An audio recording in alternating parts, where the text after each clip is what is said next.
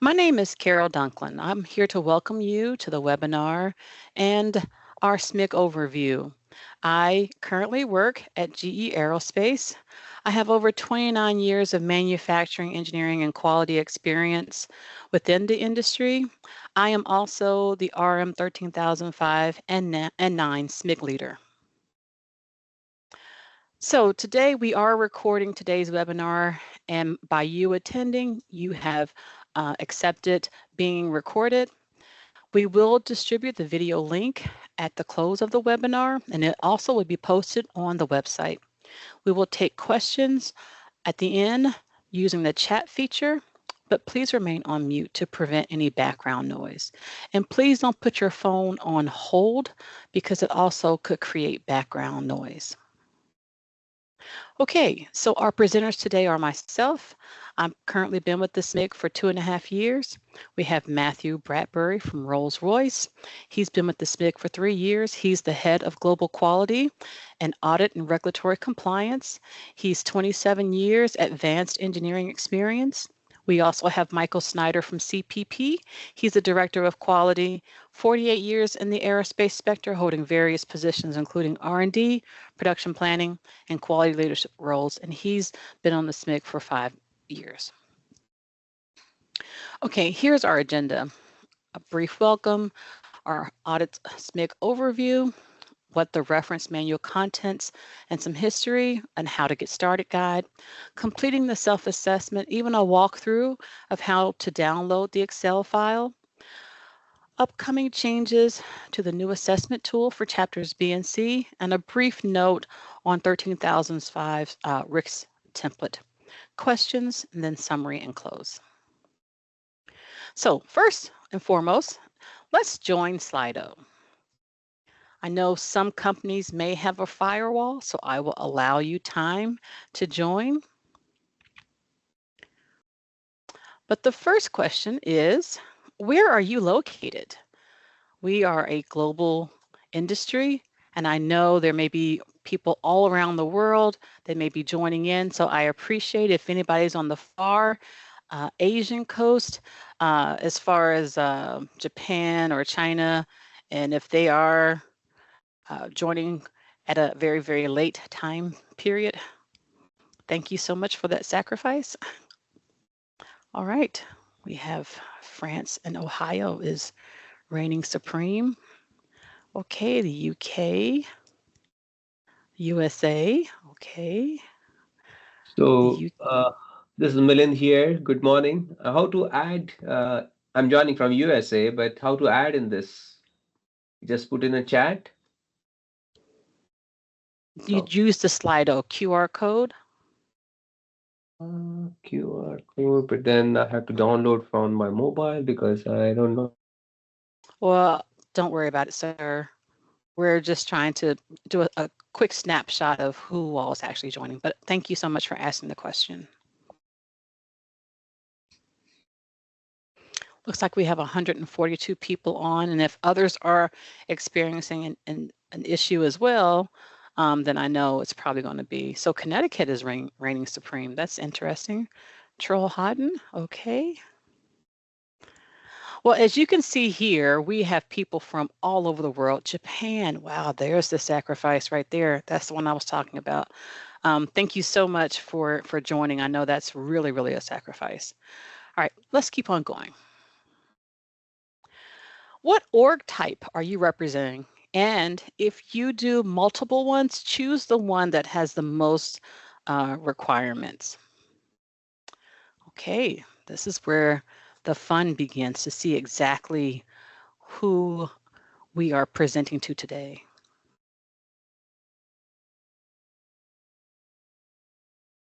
I don't know if I can scroll down to see. Yes, okay, so there's 2% of external calibration in labs. Interesting. Okay, we have a distributor, design only, interesting. The majority of you are make to print and design and manufacture though. Okay, that's good to know. It's almost what, 80% on the call?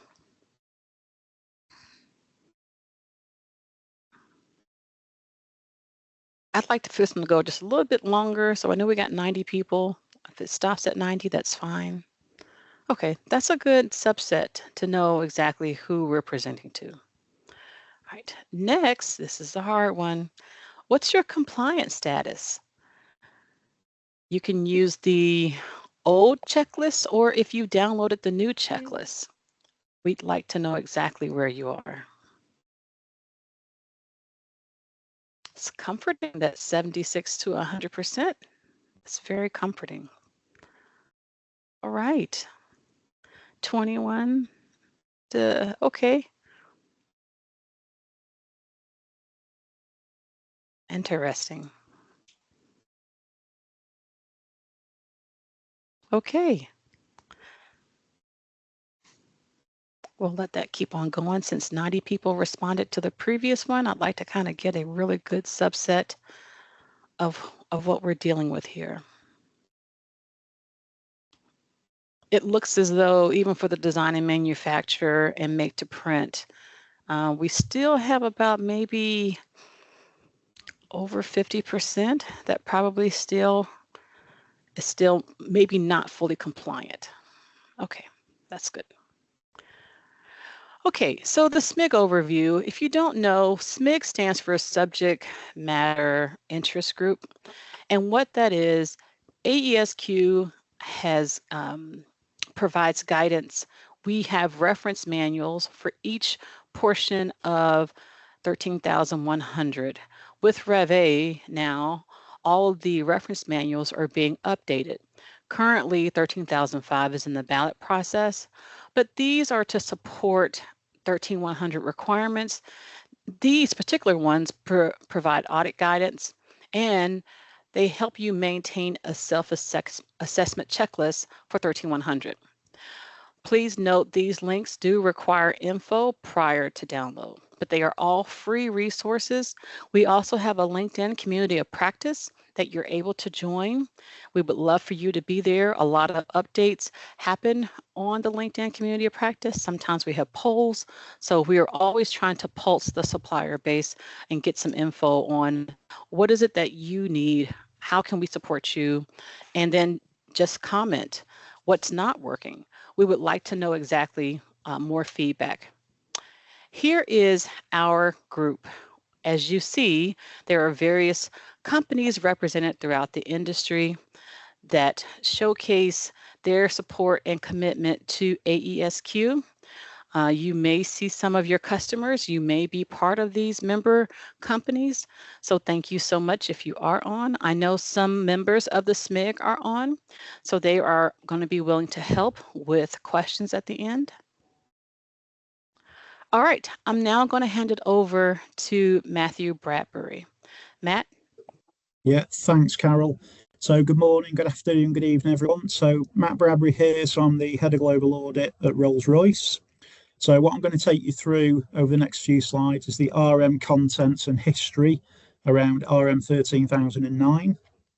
Okay, so the scope of this section is to evaluate the AESQ supplemental requirements of AS 13100A, chapters A, B, and C. The purpose of RM 13009. So what we try to do with this is to provide a clear set of instructions on how to complete the AS 13100 self-assessment. Okay, and this serves as a key part of internal audits and may be used by customers during external audits. The key part of that is to help identify gaps. So it's a real opportunity for suppliers to look at where they stand against the requirements and then to look at themselves in terms of red, amber, and green and to understand if they're compliant or not. So it's a key part of the standard in accordance with 4.3.5.1 and requires an annual compliance self-assessment of the organisation's quality management system. So the RM 13009 Compliance Self-Assessment. So again, this is a key part of 4.3.5.1. So on an annual basis, we would expect the suppliers to conduct an annual self-assessment in accordance with the requirements.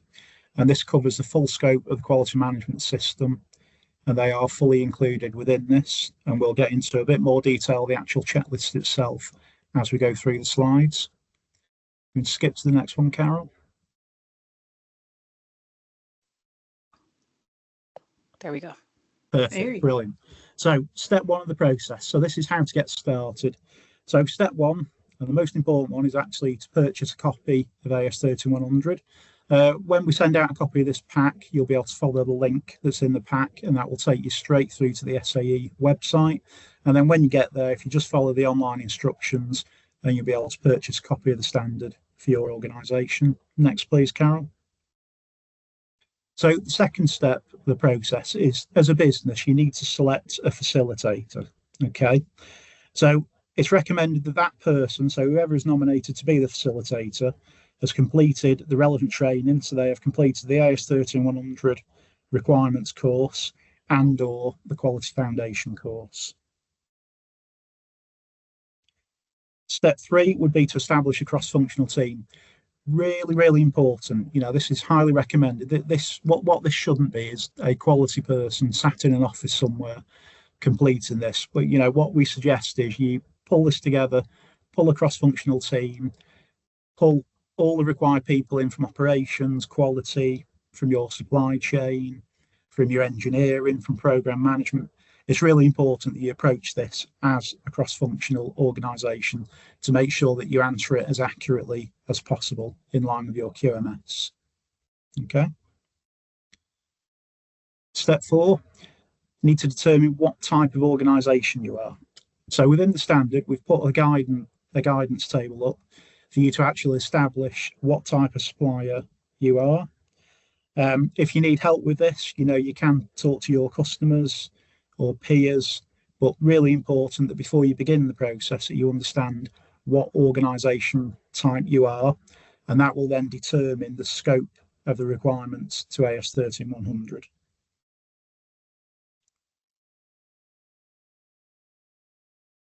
Okay, so the next section covers steps 6 through to 10. We'll go into this in a little bit more detail, but just to give you a baseline overview.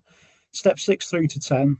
So what we're looking at here is check each clause, fill in the compliance status with a red, amber and green. So the expectation is you go through each section and colour it red, amber and green as per your plan. Step 7 would be when the checklist has been completed, it's recommended that you as an organisation evaluate all the items still in select mode which are not evaluated. So look at your not evaluated and items that are not evaluated, you need to start put some dates around that.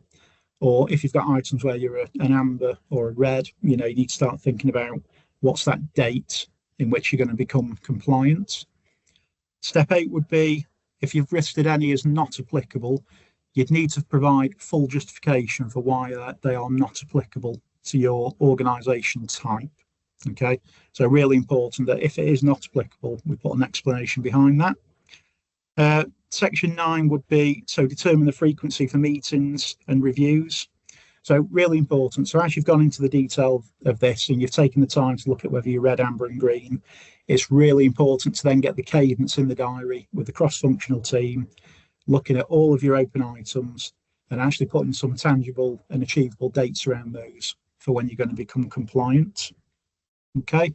And then finally, step 10 would be repeat this exercise on an annual basis. So you need to be completing this at least once annually or when there's a change within your organisation. Okay. To you, Carol. Thank you so much, Matt. Okay, I'm going to go through completing the self-assessment. Matt did a great job doing the overview, high level, and I'm going to go into detail. What I'd like to do is really walk you through how to download the file first. So this is the link, and this is what you'll see when you first log into the web page. The next thing, you'll scroll down to RM13009. You can also do this for getting the reference manual itself, but this will be just for the Excel file for today. You will have to add your name, your email address. I would recommend you say yes, you want to receive email. If you've already done it before, you don't have to do it again because it will give you newsletters, updates for different events that are coming up that would be very helpful to you. And then you hit submit. Then you get another screen that says now you're able to download your file.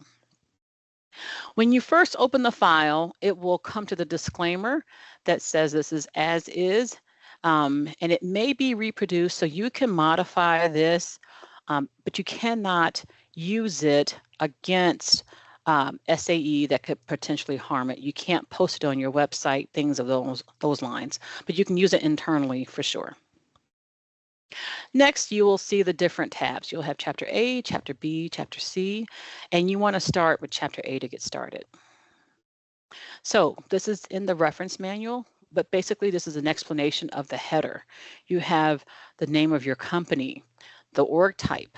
You will have who's completing this assessment. You will have a revision. You'll have the date. You will have the applicable column. You will have the compliance status, and then you have the legend on what the compliance description is, an area to document compliance, and then what the clause and questions are. When you actually click on the drop down to select your type of org, you will see there are different types. There's the make to print, design and manufacture, and once again, if you know you are a combination, then I would pick the most stringent. I would pick the most stringent org type so that you know exactly which one you are going to complete this for. When you do that, you will see that it will pre-populate what's applicable. I chose a make to print for this example, so that lets you know this is what has to apply for your organization. I want to explain the legend. Red is not compliant. No compliance plan is in place to resolve. Amber is not compliant, but there is a compliance plan in place with a scheduled completion date. And if you could please go on mute, that would be very helpful. Green, fully compliant to all requirements identified under the applicable clause and referenced in the management system.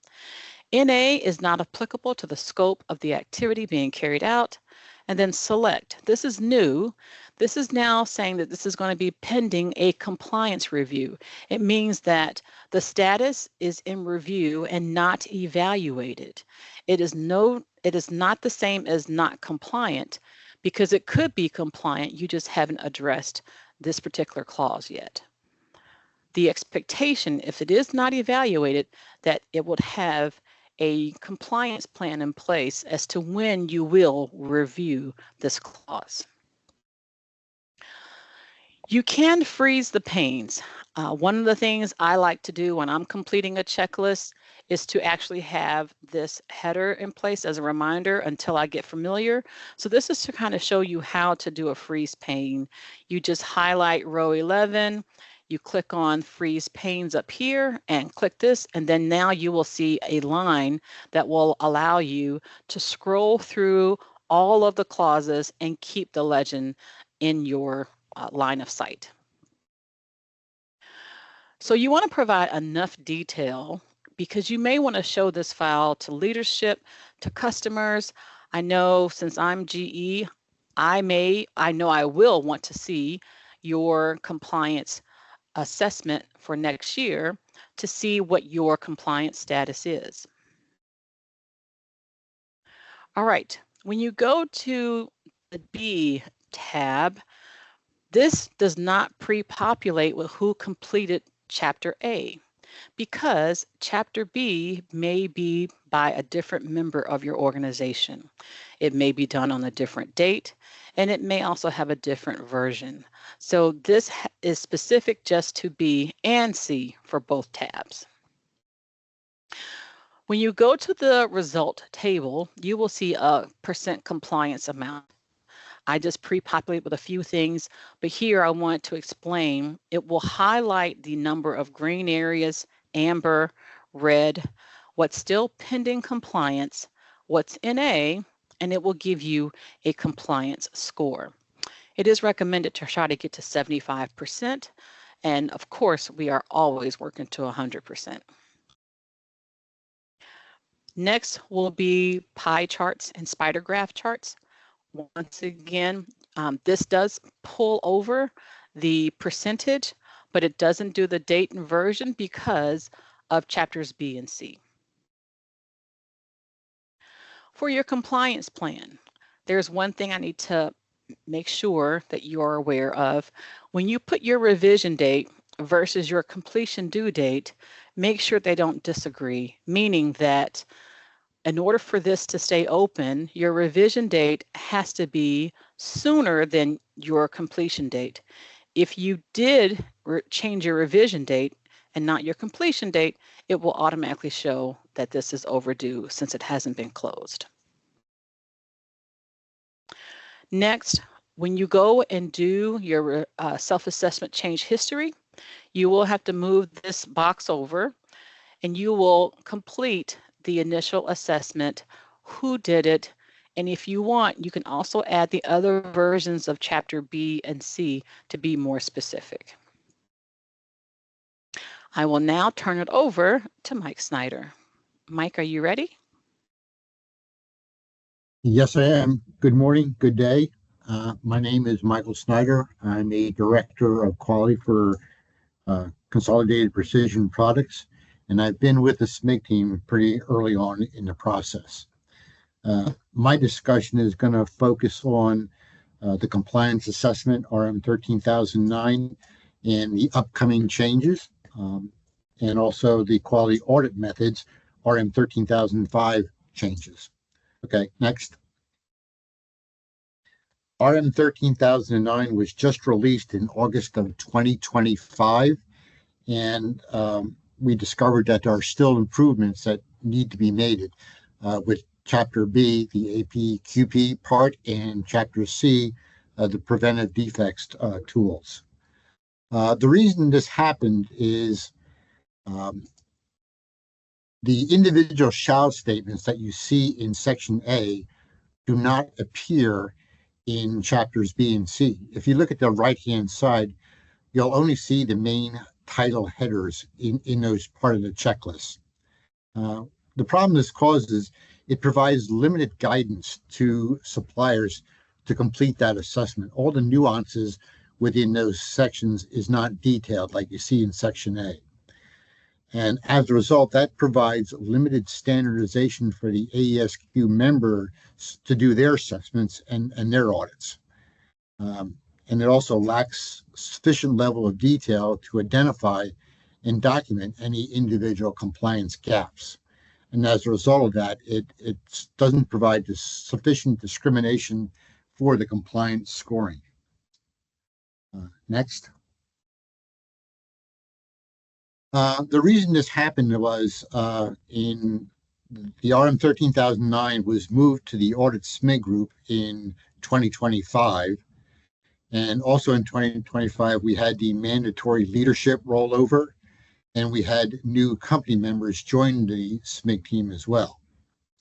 That coupled with AS 13100 Revision A being vetted with 5 robust ballot reviews, stopped publication until April of 2025, which hampered our efforts to get started with the RM13009.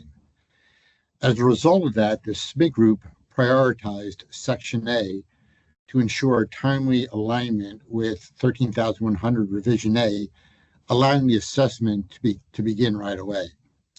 We made a strategic decision to publish the RM13009 Section A in August of 2025 with a follow-up revision coming later on for sections B and C to follow.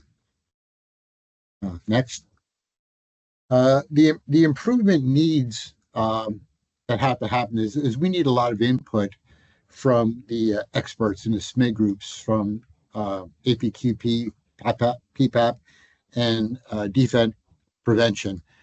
They did a lot of work in the writing group, and they did a lot of work in their respective SMIG groups, and that body of work needs to be reflected correctly in this checklist. So we're going to take the time to do that.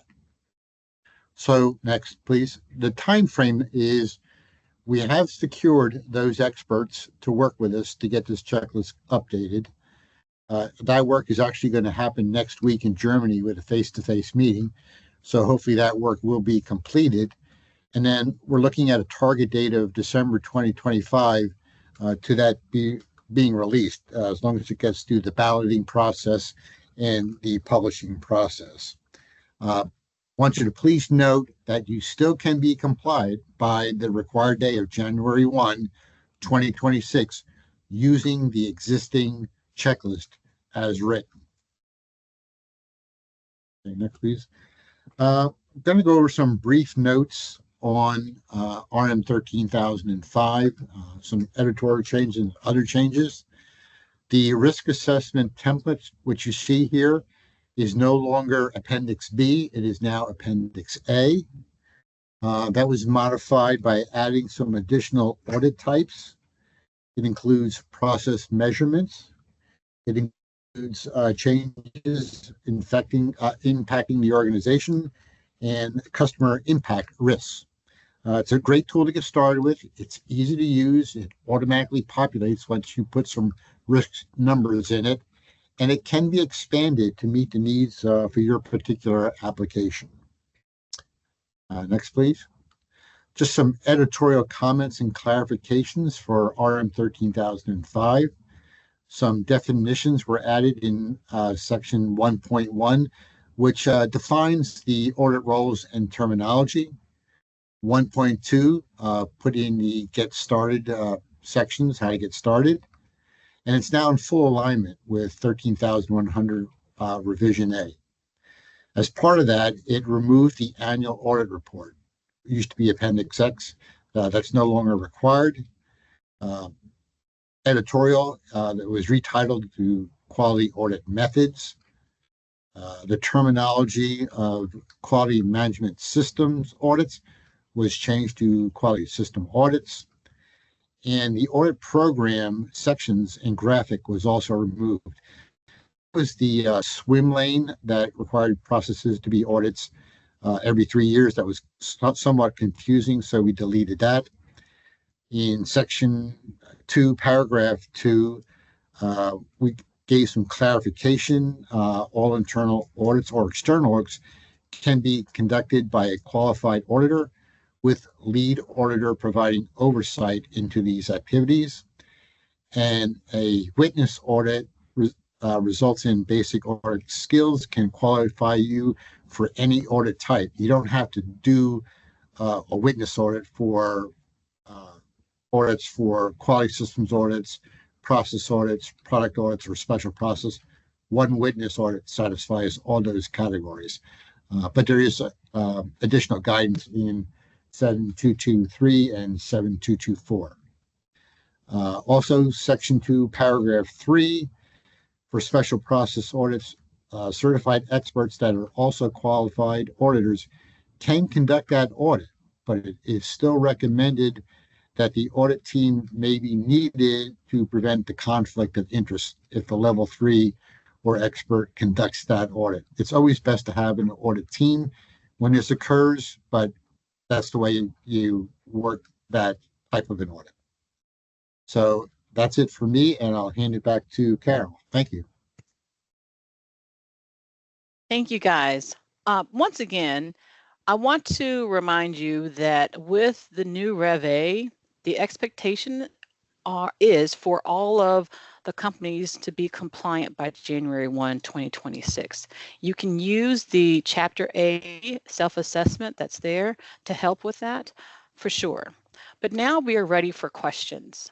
And I'm going to ask Rodolfo to help with the questions since I really can't see the chat. And I'll let him tell us who's the first question. Yep, thanks, Carol. Great job. We have a couple of questions in the chat. I'll start with the first one, and it says, does the assessor need to be trained to the most current revision of 13100? It is preferred so that they know exactly what the requirements are. A lot of changes happened to Rev A. We removed some stuff, we clarified some things. So the expectation is that you have a full understanding, or at least a working knowledge of Rev A. So yes. Thank you. Okay, this next question, going back to the categories that you described, it's saying, what category does a production shop assist facility fall under? Say that one more time. What category does a production shop assist facility fall under? That's going to be other. That may be governed by customer requirements. I think ISO 9001 are the min requirements. I don't have table 2 in front of me right now, but that's pretty much the guidance. Anyone on the team can respond to that may have the standard handy?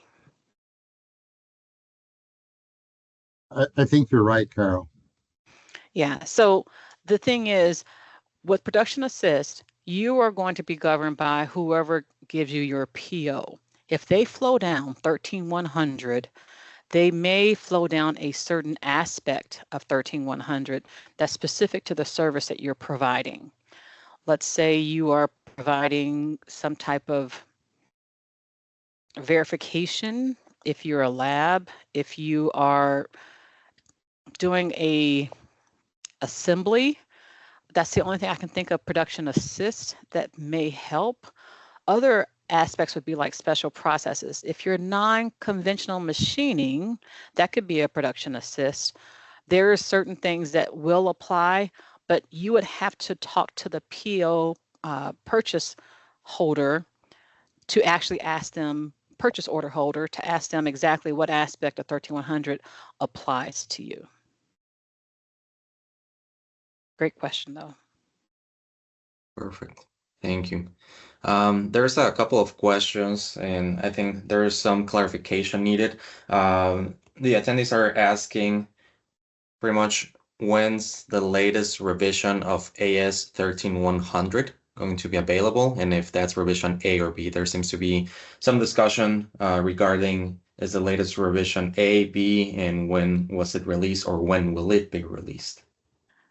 So so when we say B and C, we're talking about B and C. Let me go back up here real quick so that this can kind of explain it. AS 13000 Rev A is the actual standard. When we're talking about B and C, we're talking about the tabs in the self-assessment file. So B and C are only for this file. Now, 13100 is broken up by Chapter A, Chapter B, and Chapter C in the standard. But for this webinar and these purposes here, we're talking about how to complete compliance to the section of 13100. Does that make sense? Carol, can I just interject? It's Jonathan Bell from Child Precision Castings. Yes. The question, the next question was actually, you were talking about the update to the RM13005, the quality audit reference manual. When will that actually be updated? What's the plan for that? It's currently in the ballot process, and it should be issued by the end of September. Okay, thank you. Yes. Next question. Okay. There's a question about when will a new checklist be released? I think we have in our supplemental materials, but Carol, correct me if I'm wrong. Yes, so this new checklist that Mike was talking about, getting the updates to B and C. So let me just go back and do a clarification. When you look at Rev A, you will see, or Chapter A, excuse me, you will see that each of the main header clauses have subclauses listed. When you go to chapters B and C in the current in the current checklist, it's only the main headers. Next week, our team is having a face-to-face to finally add the subclauses here. And once we get finished with that, we're going to have it verified by the subject matter expert from APQP and the process control methods team so that they can verify and they are okay with it. As soon as they are okay with it, this does not go through the ballot process. We can upload the current revision as it is, because this does not require a ballot. So I'm hoping that by the end of September, we can have this issued. Next question. Perfect. Good questions. Okay, this is a longer one. Since GE and Pratt & Whitney have not determined internally who Tier 1 manufacturing supplier or Tier 2 NDT supplier is responsible for X-ray film retention, I am selecting not applicable for clause 7.5.3.5.4. Is this right until a defective determination from GE and Pratt & Whitney is given to all suppliers? So S1000 does give guidance on radiographic film retention. That is in, so that may be taken offline. You can talk to me and Jamie Harmon of our group. Send that question to Rodolfo and we'll make sure to answer that. But S1000 at GE, we do talk about radiographic retention requirements. I don't want to bring up a GE document because this is not a GE webinar. Fair enough, and thank you very much. I'll drop my email there in the chat for any additional questions of such type. Let me go down the list.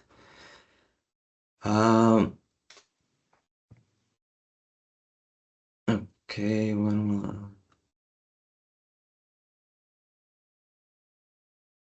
Okay, any plans to release a document that covers acceptable means of compliance for AS13100A that also guides the self-assessment? That's a very good question. So one of the things that our team is going to address, it probably won't be this year, but probably next year, are individual customer requirements. I know we are at 73% of harmonization. That other 27% is a little specific. Our team is going to address that 27%. It's mainly around the use of our company portals for like non-conforming material. I know GE has vendor substantiation. There may be process control plans that Pratt has you upload. So those specific things, we are planning on making a more detailed checklist that will provide guidance on what S1000, Sabre, I forgot the Pratt document, ASQR. So all of those different requirements are going to be added to the new revised checklist. But because Rev A and the new deadline for Rev A was January 1, 2026, we wanted to give a more simplistic version of a checklist that wouldn't be too confusing. But the plan is to provide extra guidance on the extra company requirements that GE, Rolls, Safran, Pratt & Whitney, even GKN and MTU, Honeywell, that may actually say, hey, we have extra things. Because I know specifically Safran has a lot of environmental controls, so does GKN, that I know GE does not.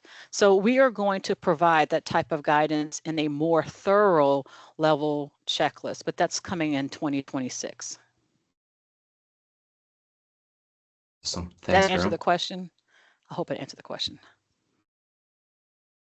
Now we'll get some feedback in the chat. Another question coming up. How much more work will these self-assessments add to our sites who are already performing self-assessments to customer requirements and AS9100? I know for GE, the plan is for you to show me your completed self-assessment, and I'm going to copy some level of your compliance to my checklist, so that way it would minimize the audit frustration. It will also help you to pre-populate the checklist that I send you for S1000. I know the expectation, from what I understand, is that all of the OEMs want the suppliers to have this completed, so we have an understanding of what your level of compliance is. I know for GE, once you have your initial S1 and then maybe a follow-on S1, it falls off. And then unless you have concerns, then we would come back to audit you. I don't know what the other companies do, but the expectation is if I were to come back in, I need to see on your revision history that you at least did your compliance assessment annually, or that you reviewed it annually. You may not have to make any changes, but it's up to you what makes sense for your organization. Roles, Matt, do you want to talk? Yeah, no, we would have a very similar approach as well, Carol. So, yeah, we would recommend getting the checklist completed. It really does help with the audit, and we've learned that over the last sort of 12 months to 2 years. But as a minimum, we would expect to be, if it's a repeat audit or a surveillance audit, we would expect to see evidence that you've carried out that annual self-assessment and that you had a tangible plan in place to action the ambers and reds. Yeah, I don't know if we have anyone from Pratt or Safran on from our team, but the guidance is that this is supposed to be a tool to help and not to hurt. It is supposed to help you understand where your gaps are in the organization for continuous improvement. It is a tool that makes sure that you're following what your processes and your procedures say, or if your ERP system is fully aligned with all of your operations, your procurement, your audits, it helps to ensure that it's very seamless. Next question. Perfect, thanks. I think we have a hand raised there. Kareem, Yes. Go ahead, please. Yes, this is Kareem Sayed. I'm the Director of Quality at Team Industrial. My question is that we are currently doing the exact same thing, going through a self-assessment with a goal to certify it to IS 13100 as soon as the standard comes out. So we are prepping for that. These tools certainly absolutely would help us. Once we complete either this self-assessment or the one that we have currently that we've designed internally, and then get certified to 13100, do we have to then complete the self-assessment every year also? Or because we are already certified to the standard, then it's just going to be treated like you would normally treat ISO 9001, audit. And I'm sorry if you already covered this, but is this self-assessment an annual thing, or is this one and done type stuff? And once you get certified, you're just on board and you are just on supplier quality audits. Sure, I want to address a lot of things. First of all, the standard has come out. It came out in April. Rev A is the updated revision of AS 13100. The second thing, to get certified to it, there is no certifying body that will give you a cert for compliance to 13100. It is managed by the OEMs when we come in, or tier 1 suppliers that come in to audit you. The expectation is, yes, to do this annually, and it is using this check sheet. It's the check sheet that shows that you've been compliant to 13100. So you are your own certifying body. You figure out what applies, what doesn't apply to your organization, and you get customer concurrence on some of those NAs. I know a lot of folks, I'll give an example, for if you're a heat treat house and you don't want to do MSA, well, you have an SAT and TUS that is the same level of MSA. So to me, I could say if you only do heat treat services, MSA does not apply. And then you would get concurrence from the customer that you're performing those services for. So these are some of the nuances in 13100 that do require customer concurrence or customer acceptance of your NAs, because there are some levels of NAs that may not apply to even a make to print organization. So I would always work with your quality, your customer focal or your quality engineer from the purchase order holder, so that you can make sure that you're working to agreement on what the expectations are and what the requirements are for 13100.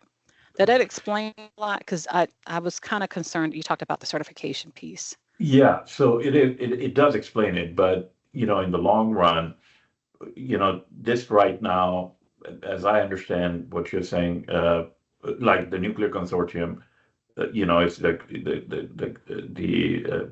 the clients that sort of pull up and do those audits for suppliers and certifications. So it sounds like this is is this similar to that, or if I get like do a complete a self-assessment from GE, uh, would that be adequate for Pratt and Whitney, or are you guys, all the, sort of primes are pulling together, and then if there is a standard, or is it just completely, resides with the supplier? So that's one part of the question, and we're new to this, so we're learning right now. Sure. And then the second part of the question: are you aware in the long run, certifying bodies like Lloyd or BV, because this is the ISO standard, would they be offering these certifications, external certifications, or are you aware of any plans around that? They will. This will never be managed by a certificating body. This will never be where you can get like a AS9100 cert from different certifying bodies. This is very specific to the aerospace industry, and it's specific to the OEMs from Rolls, GE, Pratt & Whitney, Safran. This is very specific, and it embeds customer requirements that may not be industry level requirements. So we're trying to harmonize our supplier base to the same level of quality requirements that supplements 9100. 9100 is like ISO 9001. It says peanut butter spread. These are the base minimum quality requirements for the aerospace industry you're supposed to have.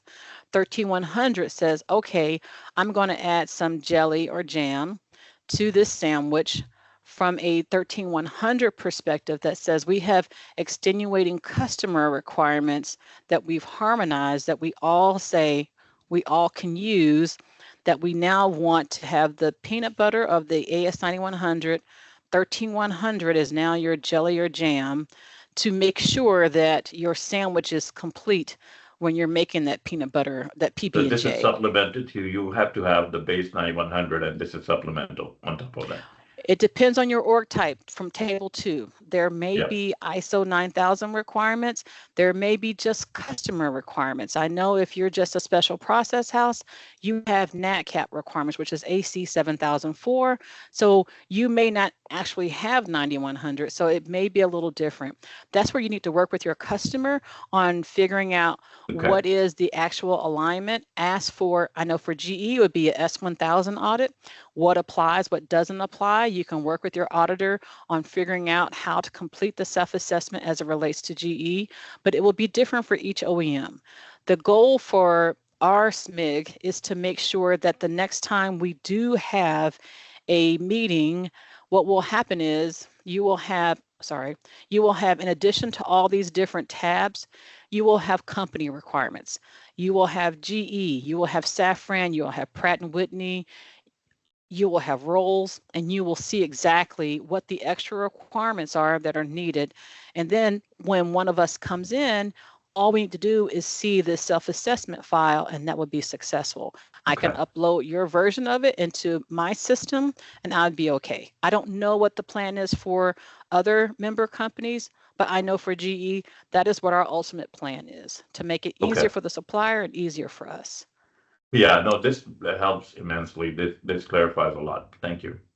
Yeah, Matt, did you want to say anything? I don't want to speak on behalf of Rolls. No, very similar, Carol. Yeah, I've got nothing else to add to that. Okay.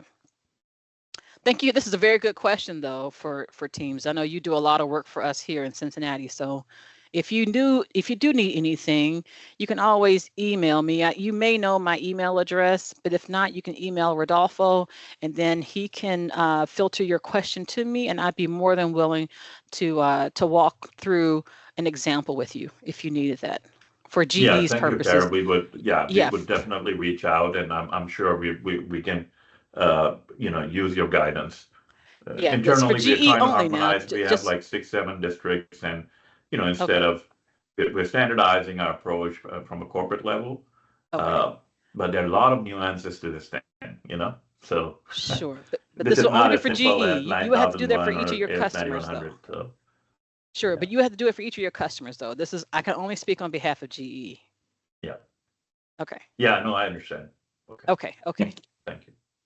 Yeah, I can't Okay, speak and on just behalf of SAE.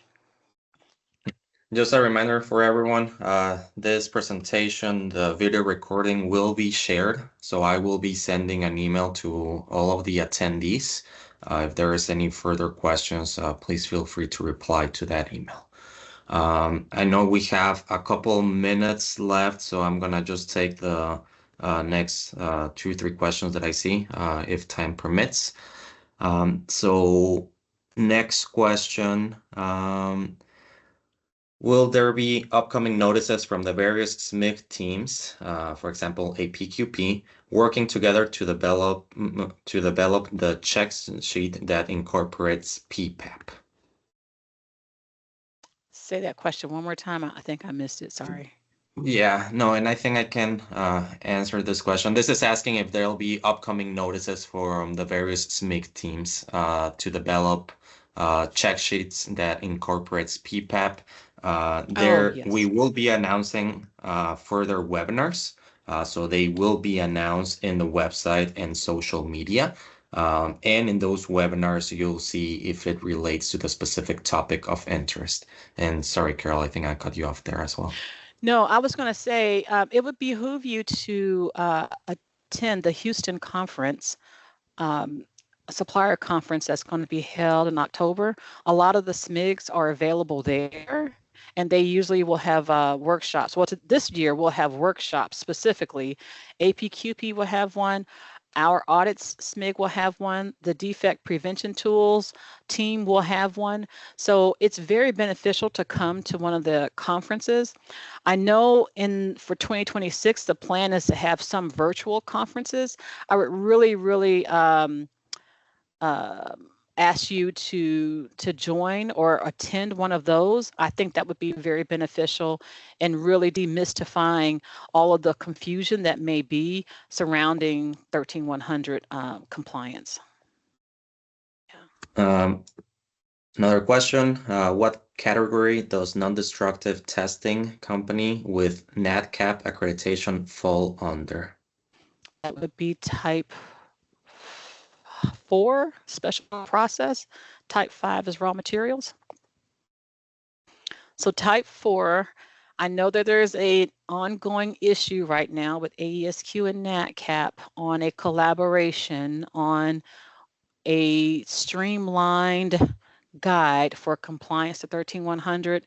Since you don't have to comply with 9100, they are still in the works with that. I think that's coming in 2026. Another question, would the AESQ AS13100 Foundation training qualified internal auditor or the trained person need to be oversighted on the first audit they conduct? Carl, I can take that one if you want. Thank you so much. And correct anything that I'm not correct on, but no, the foundation's class does not qualify you to be an internal auditor or a lead auditor. If I would refer to tables 5, 6, and 7 for those requirements specific to each process. Internally, you can train a internal quality auditor if your internal auditor program meets all the requirements laid out in table 5, 6, and 7. But for a lead auditor, you still have to take a lead auditor training class, take the test, and become certified that way. Both the foundations class and the requirements training does not qualify you for any type of auditor. Carol or Matt, would you have anything to add to that? No. What you said, Mark. Yep, you're doing that's correct. But I think we do give more freedom that if you are a quality manager that has oversight for multiple applications, to train the trainer for your other sites, but it has to be a procedural or policy-based level of training that's revision controlled, that has refresher courses as mentioned by Mike from tables 5, 6, and 7. We detail very, very strict requirements and a lot of shalls. And I always tell people, if you see a shall, that's a policy or procedure on making sure that you're compliant to that.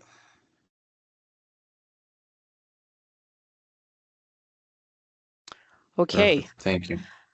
I tell you what, any other questions, please give to Rodolfo. But I do want to thank you for participating.